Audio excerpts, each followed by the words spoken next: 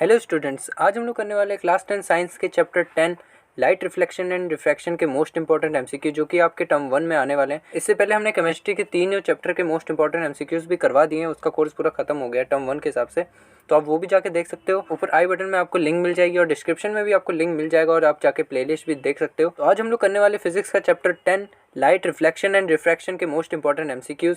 तो फिर कमेंट करके बताइएगा आपके कितने क्वेश्चन सही हुए। तो चलते हैं सीधा क्वेश्चन की तरफ। तो जैसा कि आपका फर्स्ट क्वेश्चन है, an object is placed at a distance of 0.25 metre in front of a plane mirror, the distance between the object and image will be. तो इस क्वेश्चन में हमें कहा है कि आपके पास एक प्लेन मिरर है और प्लेन मिरर के सामने एक ऑब्जेक्ट है और जो ऑब्जेक्ट है प्लेन मिरर से 0.25 मीटर की डिस्टेंस पे है। आपको बताना है कि इमेज की डिस्टेंस कितनी होगी ऑब्जेक्ट से।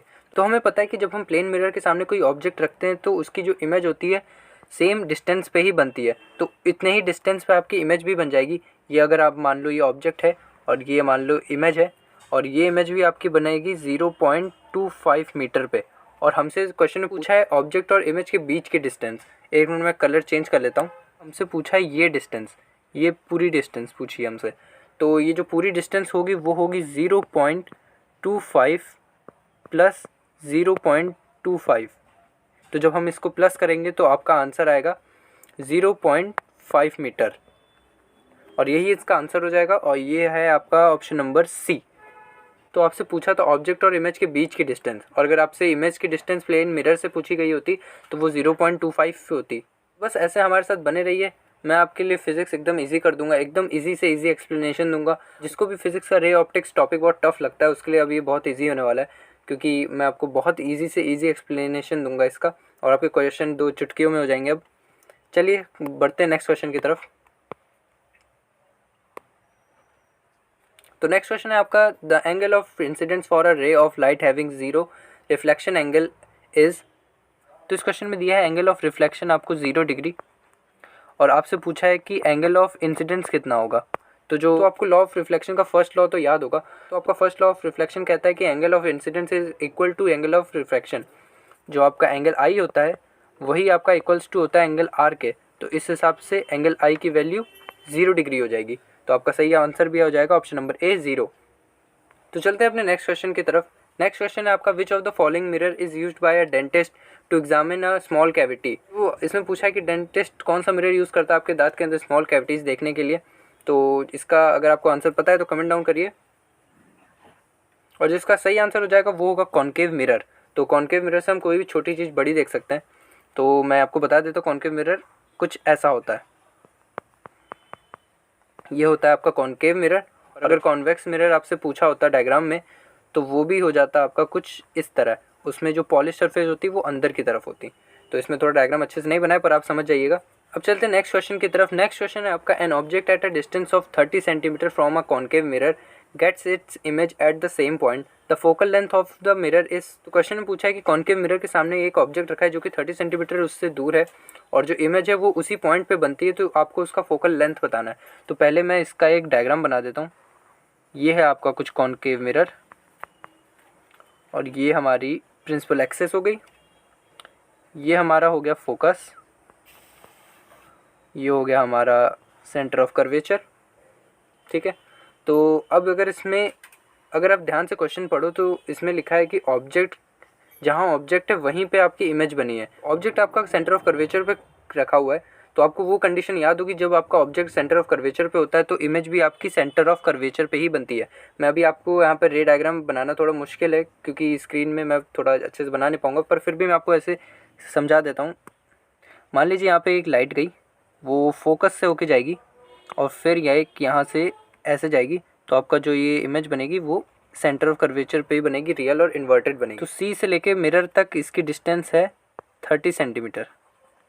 ठीक है। तो इसकी डिस्टेंस 30 सेंटीमीटर, हमें फोकल लेंथ बतानी है। तो मैं यहाँ पे सॉल्व करने के लिए इसको रफ कर लेता हूँ। अब हम इसको सॉल्व करते हैं। अब आपने एक इसमें फॉर्मूला पढ़ा होगा, जो आप फोकस होता है वो रेडियस ऑफ कर्वेचर का हाफ होता है। और अब ध्यान से देखो, रेडियस ऑफ कर्वेचर तो यही पूरी लाइन है सी तक की। तो इसलिए हम रेडियस ऑफ कर्वेचर की जगह 30 लिखेंगे और ध्यान रखिएगा हम इसमें -30 रखेंगे और 2 तो आपका ऐसे ही आ जाएगा। तो जो आपकी ये फोकल लेंथ आएगी वो आएगी -30/2 इक्वल्स टू -15 सेंटीमीटर। तो इसका जो राइट आंसर हो जाएगा वो होगा option number C. Next question है, an object at a distance of 15 centimetre is slowly move towards the pole of convex mirror, the image will be. तो इस क्वेश्चन में पूछा है कि आपके कॉन्वेक्स मिरर के सामने एक ऑब्जेक्ट रखा है जो कि 15 सेंटीमीटर दूरी पे, और वो स्लोली हम उसको पोल की तरफ ला रहे हैं, तो क्या होगा, हमारी जो इमेज है वो शॉर्ट एंड रियल होगी, इनलार्ज एंड रियल होगी, और इनलार्ज एंड वर्चुअल होगी, या फिर डिमिनिश्ड एंड वर्चुअल होगी। तो मैं आपको एक चीज़ बता दूं कि जो कॉन्वेक्स मिरर होता है, कॉन्वेक्स मिरर में हमेशा वर्चुअल और इरेक्ट इमेज बनती है और साथ में डिमिनिश्ड बनती है, तो इसलिए जो इसका राइट आंसर हो जाएगा वो होगा option number D, diminished and virtual. और अगर यहाँ पे एंड इरेक्ट भी लिखा होता तो वो भी ठीक होता, तो इसलिए ऑप्शन नंबर डी सही हो जाएगा, डिमिनिश्ड एंड वर्चुअल। फिर नेक्स्ट क्वेश्चन है आपका, the image form by concave mirror is real, inverted and of same size as that of a object, the position of object should be. तो इससे पहले जो हमने न्यूमेरिकल किया था ये वही वाला केस है, मैंने अभी आपको ऊपर रे डायग्राम भी बताया था, तो मैंने ऊपर आपको ये रे डायग्राम से समझाया था, मैं आपको फिर से एक बार बता दूं। ये आपका कॉन्केव मिरर है, ये आपकी प्रिंसिपल एक्सिस, ये आपका फोकस, ये आपका सेंटर ऑफ कर्वेचर। तो इसमें कहा है कि जो आपकी इमेज है आपकी रियल एंड इन्वर्टेड बन रही है और सेम साइज बन रही है एज अ ऑब्जेक्ट, तो ये वही वाला केस है जब ये सेंटर ऑफ कर्वेचर के ऊपर रखा रहता है। तो ऐसा आपका कुछ ये रे डायग्राम होगा। तो इसमें पूछा है the position of object should be, तो आपका जो पोजीशन ऑफ ऑब्जेक्ट होगा वो सी पे होगा, सेंटर ऑफ कर्वेचर पे, तो इसका सही आंसर हो जाएगा ऑप्शन नंबर बी। और अगर इसमें इमेज की पोजीशन पूछी होती तो हम लिखते बियॉन्ड सेंटर ऑफ कर्वेचर, और अगर इसमें आपका नेचर पूछ ले इमेज का तो वो होगा real and inverted and same size, जो कि आपका क्वेश्चन में गिवन है, और इसी से हमें पता चला कि ये वाला केस आपका होगा। तो मैं आपको एक बार बता दूं कि कॉन्केव मिरर के इमेज फॉर्मेशन आपके कुछ 6 होते हैं और कॉन्वेक्स मिरर के 2 होते हैं, तो वो इमेज फॉर्मेशन आप याद रखना, इससे आपके इजी हो जाएंगे क्वेश्चन करना। नेक्स्ट क्वेश्चन है आपका, the nature of a image form by concave mirror when the object is placed between the focus and the centre of curvature of the mirror observed by us is. तो एक बार इसका भी diagram बना लेते हैं, diagram बनाना थोड़ा सा typical हो रहा है इसमें, चलो कोई नहीं। तो ये है आपका इसमें फोकस और ये है आपका सेंटर ऑफ कर्वेचर।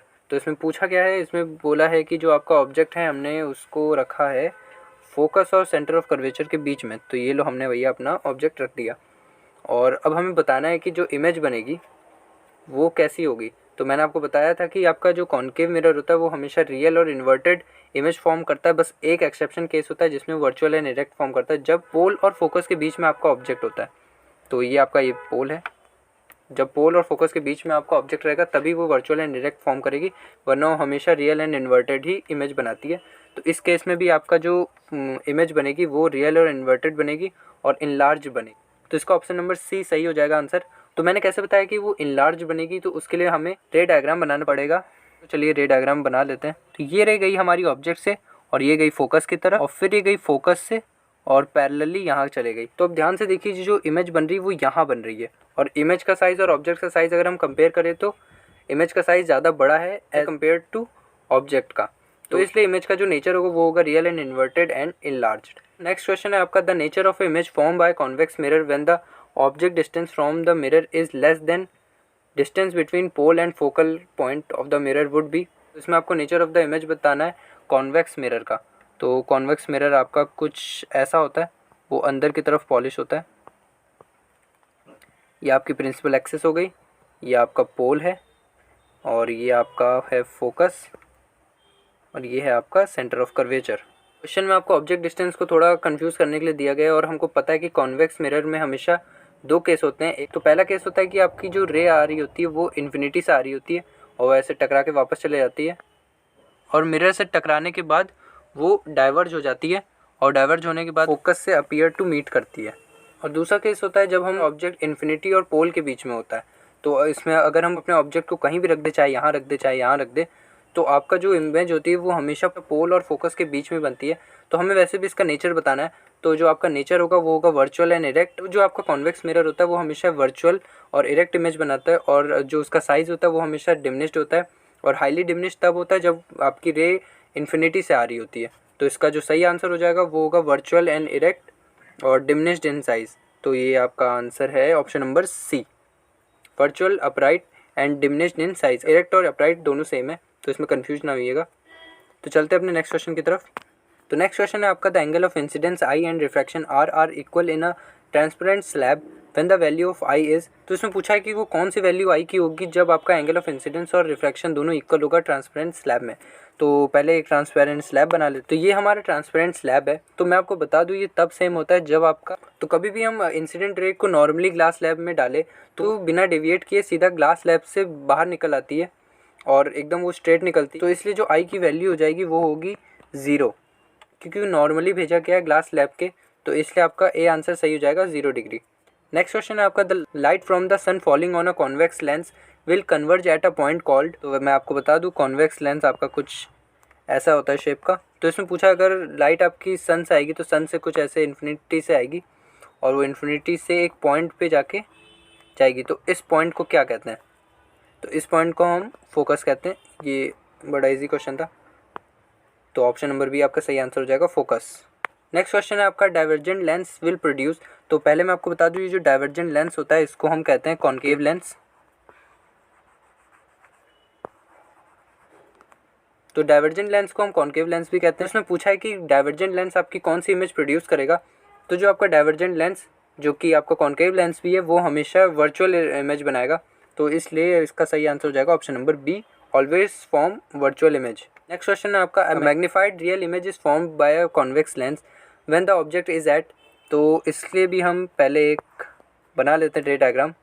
ये आपका हो गया कॉन्वेक्स लेंस, बीच में आपका ऑप्टिकल सेंटर, ये आपका एक एफ, ये आपका 2f, ये आपका f2, ये आपका 2f2। तो इसमें आपसे पूछा है कि कब आपकी मैग्नीफाइड इमेज बनेगी, तो जब आपका ऑब्जेक्ट f पे होगा तो वो कुछ f से जाएगा और एक रे वो अपनी ऑप्टिकल सेंटर, और ये कहीं पे इन्फिनिटी पे मीट करेंगे और मीट करके बहुत बड़ी इमेज बनाएंगे, तो आपका ए ऑप्शन तो राइट हो जाएगा। अब दूसरे ऑप्शन पे देखते हैं, जब आपका ऑब्जेक्ट f और 2f के बीच में होगा, जब आपका ऑब्जेक्ट यहाँ होगा तब क्या इमेज आपकी बड़ी बनेगी, तो देखते हैं।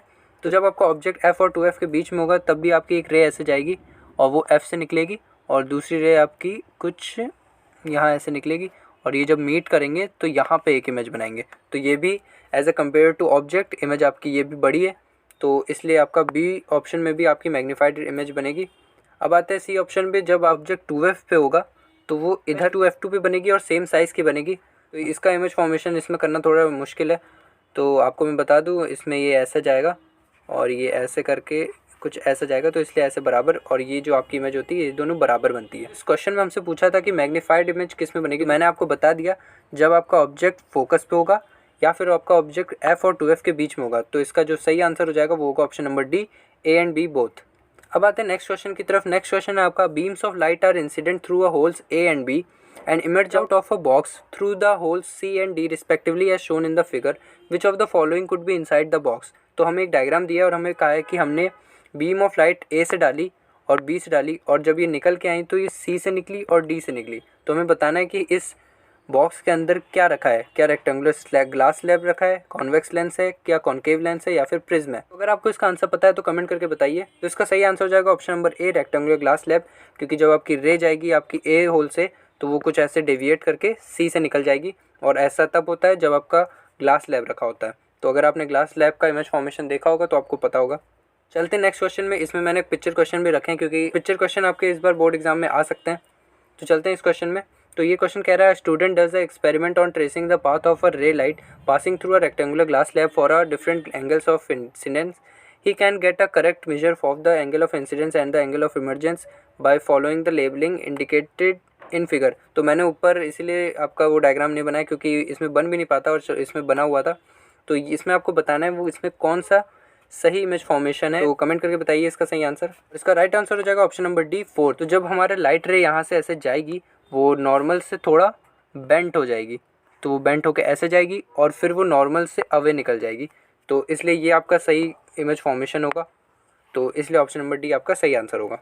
नेक्स्ट क्वेश्चन है आपका, a ray of light is travelling from a rarer medium to denser medium while entering a denser medium at a point of incidence. आपको बताना है जब आपकी लाइट रेयरर मीडियम से डेंसर मीडियम की तरफ जाती है तो क्या होता है। तो मैं आपको बता दूँ, ये एक हम लाइन मान लेते हैं, ऊपर आपका है डेंसर मीडियम और नीचे है आपका रेयरर मीडियम, और एक लाइट आपकी जा रही है और ये ब्लू कलर की लाइन आपकी नॉर्मल है। तो जब आपकी रेयरर मीडियम से डेंसर मीडियम की तरफ जाती है तो जो आपकी लाइट होती है वो नॉर्मल की तरफ बेंड हो जाती है, और जब आपकी यही चीज़ डेंसर से रेयर की तरफ आती है तो नॉर्मल से अवे हो जाती। तो इसका जो सही आंसर हो जाएगा वो होगा option number B, bends toward the normal. Next question है आपका, which mirror can produce virtual erect and magnified image. यहाँ पे आपका इमेज होगा, ये इमेज लिखा है। तो इस क्वेश्चन में पूछा है आपका वो कौन सा मिरर है जो आपका वर्चुअल इरेक्ट मैग्नीफाइड इमेज बनाएगा ऑब्जेक्ट की। तो कमेंट करके बताइए। तो मैंने आपको बताया था कि आपका जो कॉन्केव मिरर होता है वो हमेशा 6 इमेज फॉर्मेशन करता है। उसमें से 5 फॉर्मेशन इमेज के जो होते हैं वो रियल एंड इन्वर्टेड होते हैं, और सिर्फ एक एक्सेप्शन आपका लास्ट केस आता है जिसमें वो वर्चुअल और इरेक्ट बनाता है, और साथ ही साथ आपका मैग्नीफाइड भी बनाता है। तो इसलिए इसका वैसे राइट आंसर तो कॉन्केव मिरर हो जाएगा। पर साथ ही मैं आपको ये भी बता दूं कि कॉन्वेक्स मिरर में भी 2 इमेज फॉर्मेशन होते हैं जिसमें वो वर्चुअल और इरेक्ट बनाता है, पर कभी मैग्नीफाइड नहीं बनाता है, वो डिमिनिश्ड बनाता है। तो इसका जो राइट आंसर हो जाएगा वो होगा option number A, concave mirror. Next question है आपका, spherical mirror and a spherical lens each have a focal length of 10 centimetre, the mirror and the lens are likely to be. तो कभी आपके सामने ऐसा क्वेश्चन आ जाए कि वो कौन सा मिरर है, वो कौन सा लेंस है, और आपको फोकल लेंथ दी हो, और चाहे आपका कॉन्केव लेंस हो या फिर मिरर हो, उसकी जो फोकल लेंथ होगी वो हमेशा निगेटिव होगी, और चाहे आपका कोई भी कॉन्वेक्स मिरर हो या फिर कॉन्वेक्स लेंस हो, उसकी फोकल लेंथ हमेशा आपकी पॉजिटिव होगी। ये चीज़ याद रख लेना, ये या फिर आप ट्रिक समझ लो। तो ये बेस्ट ऑप्शन है आपका पहचानने का कि वो आपका मिरर और लेंस कॉन्केव है या फिर कॉन्वेक्स है। इस क्वेश्चन में आपसे पूछा था कि वो कौन सा मिरर होगा और कौन सा लेंस होगा जिसकी फोकल लेंथ -10 सेंटीमीटर है। तो माइनस है, तो हमें इससे पता चल गया कि ये कॉन्केव है। तो इसका जो राइट आंसर होगा वो होगा बोथ कॉन्केव। नेक्स्ट क्वेश्चन है आपका, if the power of lens is -2 dioptre, what is it's focal length. तो आपको फोकल लेंथ बतानी है इसमें। तो चलिए इस न्यूमेरिकल को भी सॉल्व कर लेते हैं। तो पावर का फॉर्मूला होता है P = 1/f, और आपको निकालना है फोकल लेंथ। तो हम f को इधर भेज देते हैं, और जो आपकी पावर है, पावर दी गई है -2, तो यहाँ पे लिख लेते हैं -2, और हमें फोकल लेंथ सेंटीमीटर में निकालनी है, तो इसलिए ऊपर 100 रख देते हैं। और जब हम इसको सॉल्व करेंगे तो आपका आंसर आएगा -50 सेंटीमीटर। तो इसका जो सही आंसर होगा वो होगा ऑप्शन नंबर सी, -50 सेंटीमीटर। वो कैसे हुआ, ये फॉर्मूला है, ये फॉर्मूला आप याद रख लीजिएगा। पावर = 1/f, और पावर की SI यूनिट होती है डायप्टर। चलते हैं नेक्स्ट क्वेश्चन की तरफ। नेक्स्ट क्वेश्चन है आपका, the focal length of a concave mirror is. तो अभी मैंने ये ऊपर आपको बताया था कि कॉन्केव मिरर की फोकल लेंथ क्या होती है। तो अगर आपको इसका आंसर पता है तो कमेंट करके बताइए, और जो इसका राइट आंसर होगा वो होगा ऑप्शन नंबर ए। नेक्स्ट क्वेश्चन है आपका, magnifying power of a concave lens is. तो जैसे आपको पता है कि कॉन्केव लेंस का जो इमेज फॉर्मेशन होता है वो हमेशा डिमिनिश्ड होता है, तो इसलिए इसका आंसर होगा वो होगा ऑलवेज लेस देन 1।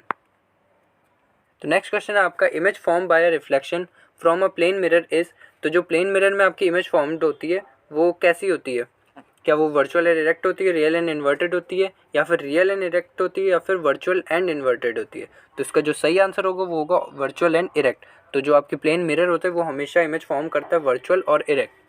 तो अब चलते हैं हमारे लास्ट क्वेश्चन की तरफ। आपका जो लास्ट क्वेश्चन है वो है, the path of a ray of a light coming from air passing through a rectangular glass slab traced by 4 student are shown as A, B, C and D in figure, which one of them is correct. 4 बच्चों ने आपका rectangular glass slab रखा और उन सब ने एक रे फॉर्मेशन बनाई है। तो आपको बताना है कि किसकी रे फॉर्मेशन सही है। जो इसका राइट आंसर होगा वो होगा ऑप्शन नंबर बी। तो थैंक्स फॉर वॉचिंग, बस आज के लिए इतना ही। तो और वीडियोस के लिए चैनल को सब्सक्राइब करना और वीडियो को लाइक करना, और कमेंट करके बताना कि आपके कितने आंसर सही हुए। और अगर आपको क्लास 10 ज्योग्राफी के MCQ चाहिए तो राइट वाली वीडियो पे क्लिक करना।